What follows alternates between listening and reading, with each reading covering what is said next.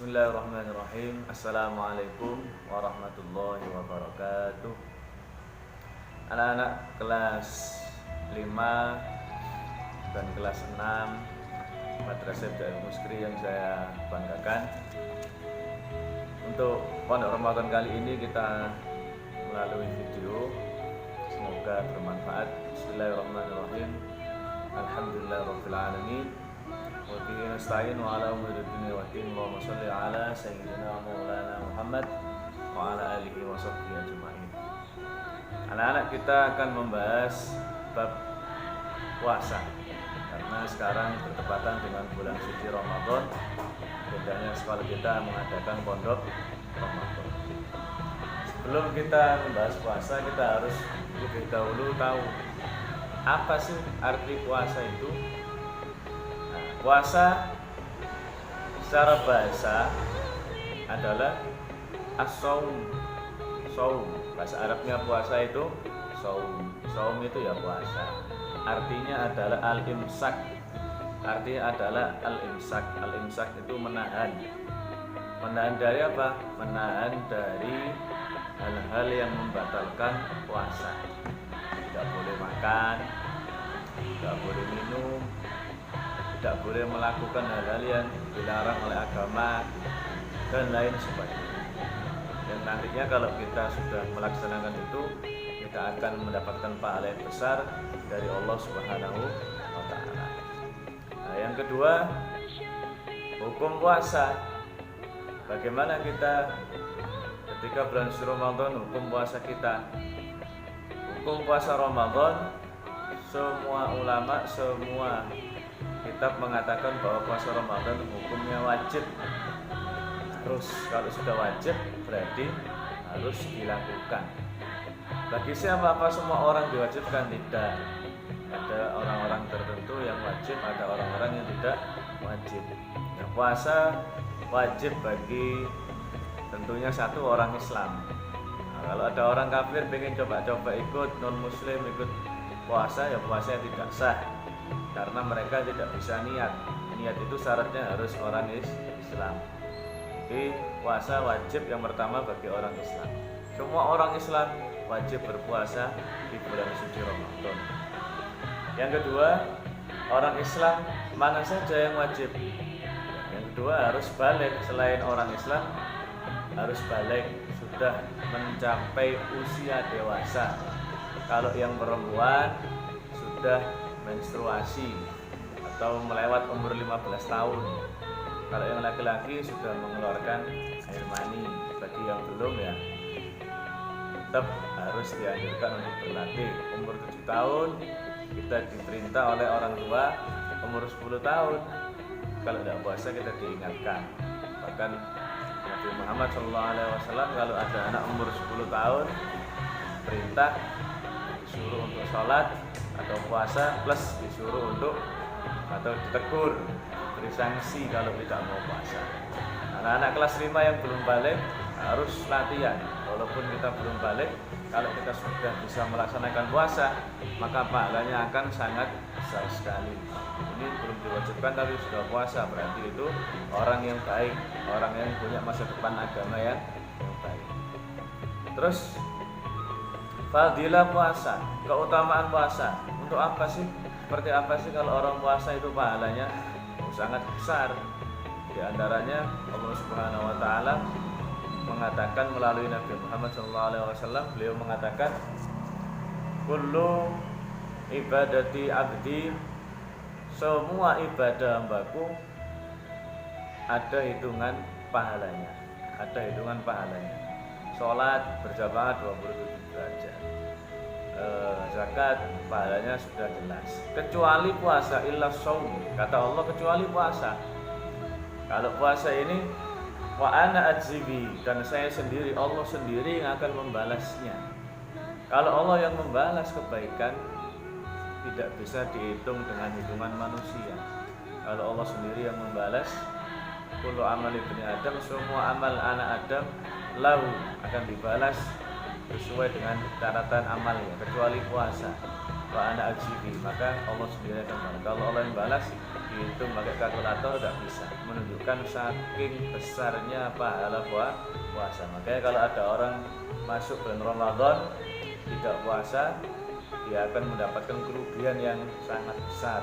Di antaranya dia akan terhapus dari rahmat Allah Subhanahu wa taala. Nah, selain puasa memiliki pahala yang berlipat ganda, Allah sendiri yang memberikan, puasa juga bisa menghapus dosa.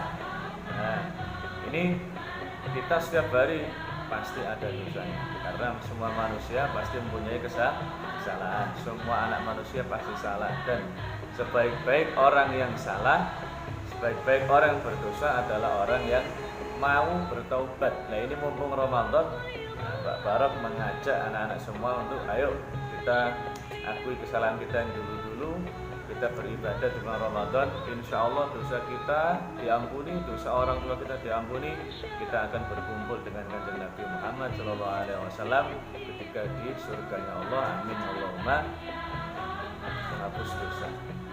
Dan terus puasa itu menghapus dosanya ketika siang saja atau malam. Nah, ada dua hadis dari Rasulullah yang berbunyi, man shoma ramadhana imanan wa ihtisaban ghufira lahu ma taqaddama min dhanbi. Barang siapa yang puasa Ramadan imanan dengan yakin, wa ihtisaban dan ikhlas, ghufira lahu akan diampuni dosanya, dosa-dosa yang telah lewat.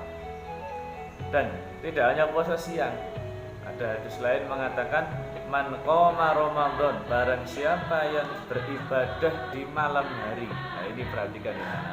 Barang siapa yang beribadah di malam hari di bulan Ramadan, ghufira lahu ma taqaddama min dhanbi, akan dihapus juga dosa-dosa yang telah lalu. Jadi siang hari bulan Ramadan kita ibadah, malamnya juga harus ibadah.